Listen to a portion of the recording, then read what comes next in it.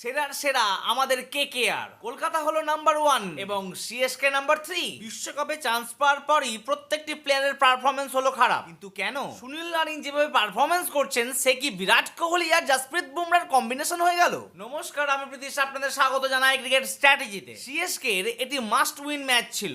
এই ম্যাচটিতে হারলেই tata bye bye বলতে হতো এই আইপিএল থেকে। আর ঠিক সেই ম্যাচে বদলা নিল সিএসকে। আবারও টসে হারলো ঋতুরাজ গাইকোয়াড, 11 ম্যাচে 10টি হার। চেন্নাই প্রথমে ব্যাট করে টেনে হিচড়ে 167 রান অব্দি নিয়ে যায়, কিন্তু সিএসকে এর তাবর তাবর বোলারদের সামনে মুখ থুবড়ে পড়লো পাঞ্জাব। 20 ওভারে তারা মাত্র 139 রান করলো। এবার আসি কলকাতার দুর্ধর্ষ জয়ের খবর নিয়ে। তার আগে ভিডিওটি ঝটপট লাইক আর চ্যানেলটি সাবস্ক্রাইব করে দিন। কেকেআর এর ম্যাচ হবে আর Sunil Narine player of the match হবে না, তা কি সম্ভব? উনি করলেন 39 বলে 81 আর 4 ওভারে 22 রান দিয়ে নিয়ে নেন 1 উইকেট। এবার যেন স্বপ্নের ফর্মে রয়েছে সুনীল নারিন। লখনৌতে আজ পর্যন্ত 200 স্কোর কখনো হয়নি, আর সেই মাঠে কলকাতা করলো 235 রান। আর যখন লখনৌ ব্যাট করতে নামলো, তখন কলকাতা ফু দিয়ে উড়িয়ে দিল তাদের। মাত্র 16 ওভার 1 বলে 137 রানেই গুটিয়ে দিল লখনৌকে। বিশ্বকাপে চান্স পাওয়া ম্যাক্সিমাম ভারতীয় প্লেয়াররাই আর খেলতে পাচ্ছেন না। তারা কি ভেবে নিয়েছে এখন